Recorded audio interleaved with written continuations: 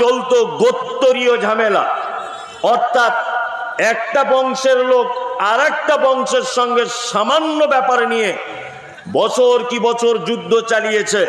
ইতিহাস স্বর্ণ উজ্জ্বল অক্ষরে তার দৃষ্টান্ত পেশ করেছে।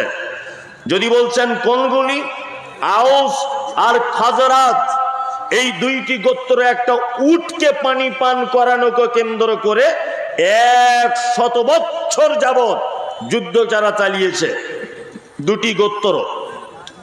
আর একটা পাপ ছিল, এই পাপটি মূলত পাপও বটে এবং জুলুমও বটে। মক্কা ছিল বাণিজ্যিক শহর। কি বললাম বুঝলেন? মক্কা কি শহর? বাণিজ্যিক, ব্যবসা বাণিজ্য খুব বেশি করত মানুষ।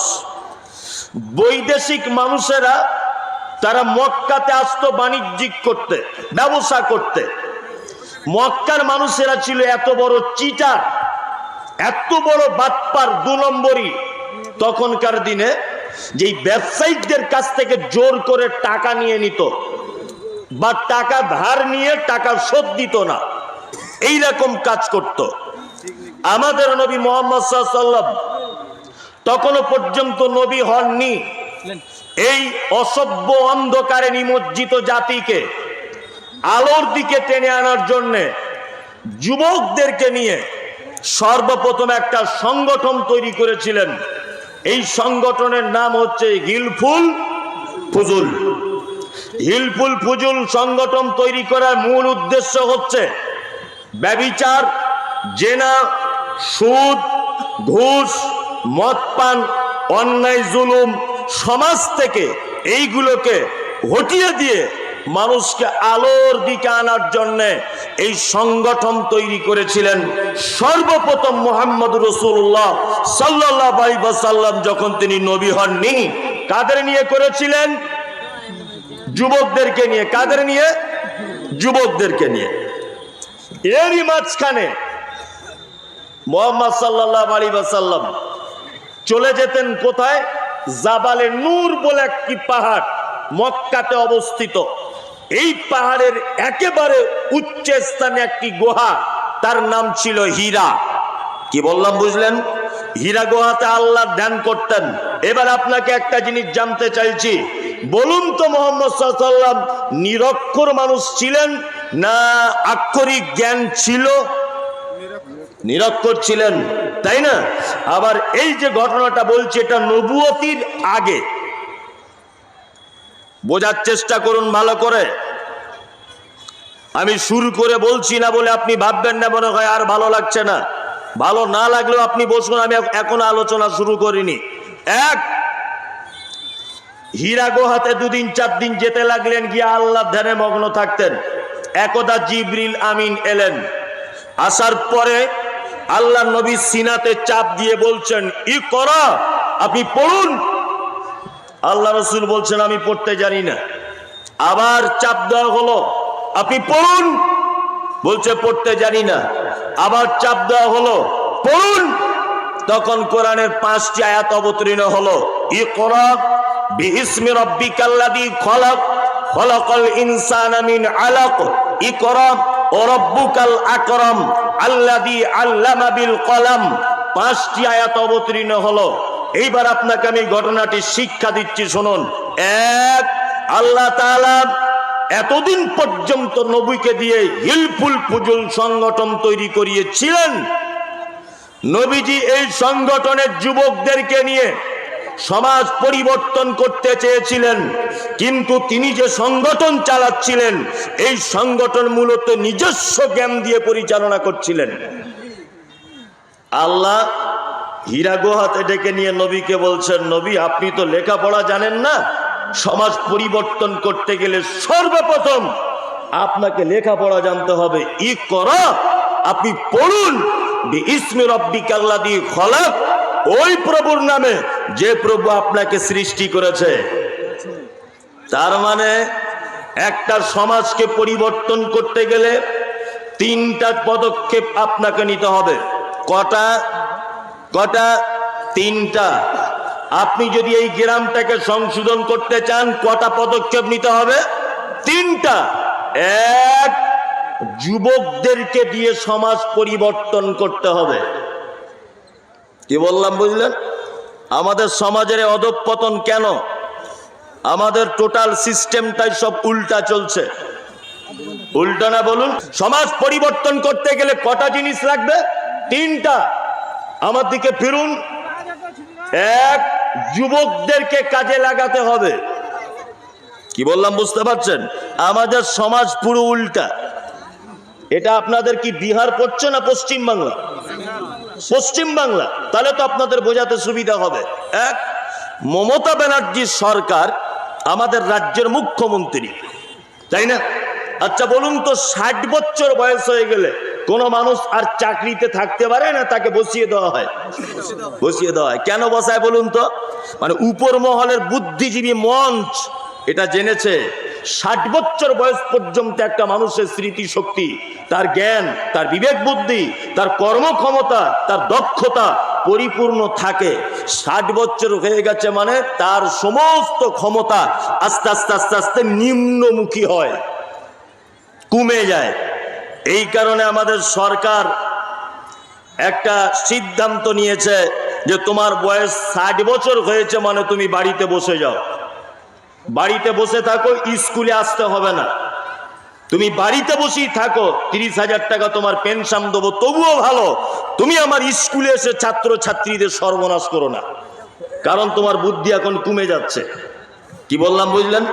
আমাদের সমাজের কত মাথায় মোটা মানুষ বসবাস করে, যে সমস্ত মানুষদেরকে সরকার বুদ্ধিজীবী মঞ্চ বিবেচনা করে বুদ্ধি কমে গেছে বলে, কর্মক্ষমতা কমে গেছে বলে, দক্ষতা কমে গেছে বলে তাকে বাড়িতে রিটায়ার করে দিয়ে পেনশন দেয় 30,000 করে, তবুও সরকার তাকে স্কুলে নিয়ে যায় না।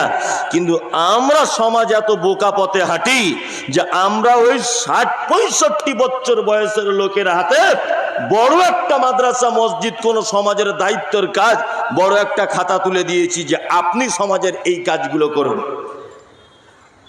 আচ্ছা বলুন তো দেখি, বুড়া মানুষকে দিয়ে সমাজের কোনো আর ভালো কাজ সম্ভাবনা আছে? নাই। যুবকদেরকে টেনে আনুন প্রতিটা স্তরে। আমি বলেছি তো, মাদ্রাসাতে যুবকদের আনুন ডেকে, মসজিদে যুবকদের দায়িত্ব দেন, ঈদগাহের যুবকদের দায়িত্ব দেন, জলসার যুবকদের দায়িত্ব দেন। শুনুন একটা কথা বলি, যুবকদের দায়িত্ব দিলে সমাজ দুটি কাজ থেকে বাঁচবে। এক, যে ছেলেটাকে মসজিদের দায়িত্বে ঢুকিয়ে দেওয়া হয়েছে ও যদি গ্রামের 8 দলের ফুটবল খেলা দিয়ে ন্যাংটো মেয়েদের নিয়ে ড্যান্স করার সেক্রেটারি থাকতো, ওকে যদি মসজিদে ঢুকিয়ে দেন দেখবেন ও অন্যায় কাজ করার আগে 4 বার ভাববে যে আমাকে মসজিদের দায়িত্ব দিয়েছে সমাজের মানুষ, আমি আর পাপ কাজে থাকবো না। ভাববে কি ভাববে না? ভাববে। সমাজে সব থেকে বেশি যুবকদের কাজে লাগান সমাজ যদি পরিবর্তন করতে চান। আরে এরা তো সেই যুবক যারা পরে ঝাড়ে বাঁশ কেটে রাতারাত্রি পরের জমি দখল করে জোর করে ক্লাব তৈরি করতে পারে, এদের দ্বারাতেই সমাজ পরিবর্তন করা সম্ভব। কি বললাম বুঝলেন?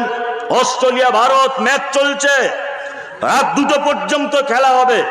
পোল্ট্রির দোকানদারকে তার বাড়ি থেকে ডেকে এনে দোকানের চাবি খুলিয়ে 5 কেজি পোল্ট্রি এনে রাতের বেলা গ্যাস ওভেন ভাড়া করে যুবক 10 জন মিলে পিকনিক করে খেতে পারে, এদের দ্বারাতেই সমাজ পরিবর্তন করা সম্ভব। এরা এত বড় কাজের রিস্ক নিতে পারে আর সমাজ পরিবর্তন করতে পারবে না। দুই নম্বর, সমাজ পরিবর্তন করতে গেলে পবিত্র আল কোরআনের জ্ঞান এবং তার মতো করেই সমাজ পরিবর্তন করা সম্ভব। এই মমতাজুল ইসলাম সোশ্যাল মিডিয়াতে আপনারা দেখেছেন যে আমি নাকি সবসময় লোকের বিরুদ্ধে বলি।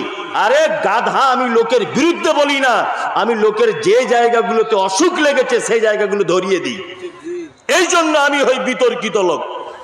আল্লাহ বলছে কোরআন ছাড়া সমাজ পরিবর্তন করা যাবে না। আর ও 40 দিনের তবলিগ জমাতে চিল্লায় বার হয়েছে বগলে 2টো বই নিয়ে, একটার নাম ফাজাইলে আমল, একটার নাম মুনতাখাবে হাদিস। কি বলছে বুঝতে পারছেন? 40 দিন যাবত মানুষকে তবলিগ করে আসছে 2টি মাত্র বই দিয়ে, 1 ফাজাইলে আমল, 2 মুনতাখাবে হাদিস। তোমার এই দাওয়াত যদি কিয়ামত পর্যন্ত চলে তবুও তোমার এই দাওয়াত থেকে অনুপরিমাণ কোনো লাভ আশা করা যাবে না। কারণ মানুষের কাছে কোরআনের থেকে বড় দাওয়াত আর কোনো দাওয়াত হতে পারে না। ফাজাইলে আমল মানুষের তৈরি করা লিখিত বই, মুনতাকাবে হাদিস মানুষের তৈরি করা লিখিত বই। এই দুটো বইকে কেন্দ্র করে তুমি গোটা জাতিকে পরিবর্তন করতে চাইছো, কখনো সম্ভব নয়। নামাজ, ফরজ নামাজের পরে উঠেই আমির সাহেব আর একজনকে দায়িত্ব দিয়েছে, উনি উঠে বলছেন বাকি নামাজ বাদ বসে যাবেন, দিনের ব্যাপারে কিছু আলোচনা হবে। বলে কি বলে না? বলে। দিনের ব্যাপারে কি নিয়ে আলোচনা হবে? ফাজাইলে আমল। কি নিয়ে আলোচনা হবে? মুনতাকাবে হাদিস। কেন? তুমি সূরা ফাতিহার তাফসীর করতে পারলে না? তুমি সূরা ইখলাসের তাফসীর করতে পারলে না? তুমি কোরআন মাজিদের দুটো আয়াতের ব্যাখ্যা করতে পারলে না? মানে তোমার কাছে পবিত্র আল কোরআনের থেকে ইলিয়াস রহমতুল্লাহ আলাইহি খুব দামি মানুষ হয়ে গেল। ভুল ডিসিশন, সমাজ পরিবর্তন হবে না। নাম্বার 3 নম্বর হচ্ছে এই শিক্ষিত মানুষদেরকে দায়িত্বর পদে বসাতে হবে। কি বললাম বুঝলেন? শিক্ষিত মানুষদেরকে দায়িত্বর পদে বসাতে হবে, তাছাড়া সমাজ একদম ড্রাইভারবিহীন গাড়ির মতো চলবে। আমরা শিক্ষিত মানুষদের মর্যাদা দিই বলুন? যে লাইনের শিক্ষিতই হোক, আরবি হোক জেনারেল হোক, শিক্ষিত মানুষদের সম্মান আছে না নেই? আছে, আছে। আরে মুহাম্মদ সাল্লাল্লাহু আলাইহি ওয়াসাল্লাম সম্মান দিয়েছেন শিক্ষিত মানুষদের, দেখবেন আপনি। এই দেখুন একটা কথা বলি, আচ্ছা বলুন তো, ইসলামে কুকুর লালন পালন এটা বৈধ না অবৈধ? হ্যাঁ, অবৈধ। এখানে শায়েখরা আছেন, আমার থেকে আরো ভালো বড় বড় আলেমরা আছেন। ওই যে ছেলেটা আছে ও খুব বড় আলেম, যাই হোক, ও আবু দাউদ পড়ায় কোন একটা মাদ্রাসায়, তো উনি ভালো বলতে পারবেন। আরো যারা আছেন ভালো জানেন যে ইসলামে কিন্তু প্রশিক্ষণ প্রাপ্ত কুকুর, অর্থাৎ ট্রেনিং প্রাপ্ত কুকুর, যে তার মালিকের মাল কোনটা বুঝে, মালিকের বাইরের লোকের মাল কোনটা বুঝে, বাড়ির লোককে দেখলে ডাকে না, বেগানা লোককে দেখলে বউ বউ বউ করে চিল্লায়। এই কুকুর প্রয়োজনে তোমার গরুর গোয়াল ঘর, তোমার ধানের খামার, তোমার জমি, তোমার ব্যবসা চৌকি দেওয়ার জন্য বাড়িতে রাখা বৈধ। তার মানে মুহাম্মদ সাল্লাল্লাহু আলাইহি ওয়াসাল্লাম শিক্ষিত কুকুরকে বাড়ি রাখার পারমিশন দিয়েছেন, অশিক্ষিত কুকুরকে বাড়িতে রাখা যাবে না। অশিক্ষিত বলতে ট্রেনিং প্রাপ্ত কুকুর, ট্রেনিং প্রাপ্ত কুকুর বাড়িতে রাখা যাবে, তাই না? তার মানে শিক্ষিত মানুষদের এখানে সম্মান দিয়েছেন। সমাজে যত রকমের লাল বাতি জ্বলছে না, এর কারণে আর কেউ দায়ী নয়, আমি আর আপনি দায়ী। আমি মমতাজুল ইসলাম MBBS ডাক্তার, ধরে নেন, তাই তো? আমি MBBS ডাক্তার, খুব শিক্ষিত লোক, আর আমি বিশাল শিক্ষিত লোক। এই কারণে আমি আপনাদের গ্রামে ভোটে দাঁড়িয়েছি নির্দল থেকে। আমি কিন্তু MBBS ডাক্তার, নির্দল থেকে দাঁড়িয়েছি। আর একটা লোক অশিক্ষিত, লেখাপড়া জানে না, ও দাঁড়িয়েছে তৃণমূল পার্টি থেকে, মানে রানিং পার্টি। কালকে রেজাল্ট আউট হবে, বলুন তো জিতবে কে? সম্ভাবনা আছে কার? রানিং পার্টির, তাই না?